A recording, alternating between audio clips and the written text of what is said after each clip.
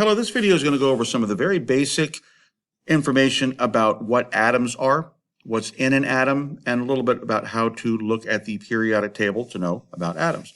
So an atom is the smallest individual piece of any element. And some examples of elements are oxygen, carbon, nitrogen, gold. There's about 115, 120 different elements. Some were made in laboratories. They're considered elements, but they're not natural. So we're going to go with maybe 115 elements. And that 115 amount of elements is all of the elements that make up every single thing that exists in the universe. Everything that exists is basically made of a combination of different elements that are all bonded together in different ways, and that makes up everything that we have. For example, water is H2O, and that's basically just hydrogen, two hydrogen atoms and one oxygen atom bonded together, and that makes water. And if you can think of lots of other things, everything in the entire universe is made of different combinations of different atoms of different elements. So here's what's in an atom. Every single atom has at least one proton and one electron. Most atoms also have a neutron. Proton is the positively charged particle in an atom. The electron is the negatively charged particle in an atom. And so if you have one positive and one negative, that basically balances itself out, so we would call that atom neutral. A neutron, like it sounds, is neutral. It doesn't have a charge, it just has a mass or a weight, so it adds weight to any particular atom. So this example here is a helium atom. A helium atom has got two electrons, two protons, and two neutrons, and they would be arranged something like this. The electrons are extraordinarily small. The entire atom is extremely small. The parts of the atom are even smaller, and the electrons are way smaller than everything else. In fact, this model shows them being too big. They're actually much smaller than what this shows here. But for the purposes of being able to see it, we'll use this model. So we've got the electrons that orbit around the nucleus of the atom, which is a center, and in the nucleus we have the protons and the neutrons. Now, how do I know that there's two electrons, two protons, and two neutrons? The way I know that is by using the periodic table. So this would be what you would see on a periodic table. Sometimes it's formatted slightly differently, but this is helium on the periodic table. The atomic number for helium is 2.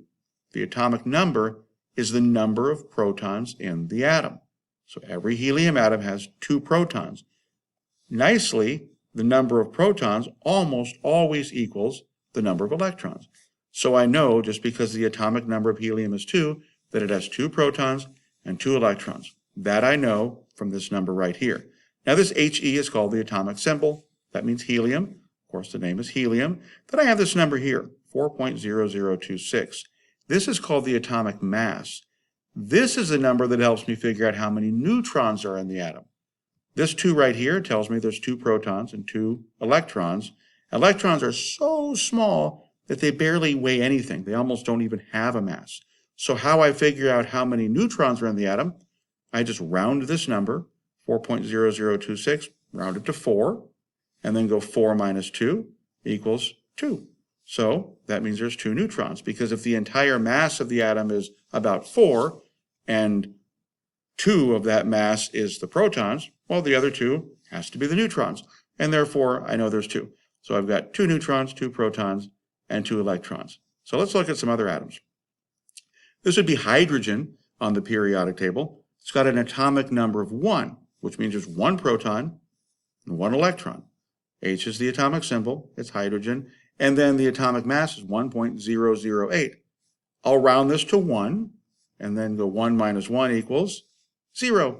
And that means there's no neutrons in a hydrogen atom, because the entire mass is basically the proton, which is 1. And this little 0.008, that basically would be the mass of the electron. They don't have much of a mass at all. So this would be a good model of a hydrogen atom. 1 little proton, and then going around the outside is this little electron orbiting around. Then I have a bigger atom called boron. This is number 5 on the periodic table. That's the atomic number. And then I know right away, got 5 protons, 5 electrons. B is the symbol for boron. There's a name. And then 10.81 is the atomic mass. Well, I'm going to round this to 11, round it to the nearest whole number. 11 minus 5 equals 6.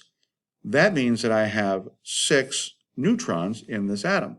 So when I make my little model, I've got, you can hardly see them there, but there's definitely 5 protons. And then I added 6 neutrons, and I've got my 5 electrons here on the outside. Now, the last thing I'll point out is, notice how this atom here has this one little level and this one little electron's going around it. And on my helium atom, same thing. One little level, and it's got 2 little electrons going around it. On my boron model here, I've got 2 levels. This one here with 2, and this one here with 3. And the reason why is because the way atoms are structured, there's certain levels that a certain specific number of electrons can be on before you basically get an extra level or an extra shell. So small atoms have just one little shell, and the maximum amount of electrons that can be in that shell is 2. The bigger atoms have more and more shells, and as you get heavier in the atoms, you get more shells. So this boron here has 2 little electrons close by the nucleus and 3 on the outside. Conveniently, on this periodic table, this little number over here tells me that. There's 2 that are close, and this would be 3 that are in the second shell. This one just says that there's 1 in the first shell, and if I go back here, this tells me that there's 2 in the first shell of this atom. Now, this periodic table here has a lot of stuff on it. Luckily, we only want to worry about just a few things, and that mainly is the stuff we see over here. So if I click on any of these elements, then the information that I really care about shows up right here. This would be a chromium atom, and so it would have 24 protons, which means 24 electrons. And then I would go 52 minus 24, and that would be 28. And that would be the number of neutrons in that atom. So I know a lot about the atom just by looking right here. A couple other things about this periodic table. If I hover over where it says metals, this highlights all of the atoms or all the elements that are actually considered metals. And there's actually different types of metals, but what we care about is metals in general. And these would be things that conduct electricity, metals. Then we have what are called metalloids. If I hover over that, just these few over here in this right little stair step, they are the metalloids. They're kind of like metals, kind of not. And then I have the nonmetals. These are the gases and then some solids that just aren't quite metals, and they're definitely not metalloids. They don't conduct electricity. So by hovering over these, I really can get a good idea of what is what. So that's basically what we're going to be looking at on this today. Most important part is the information that we see here, and we get that just by clicking on any one of these. So there you go.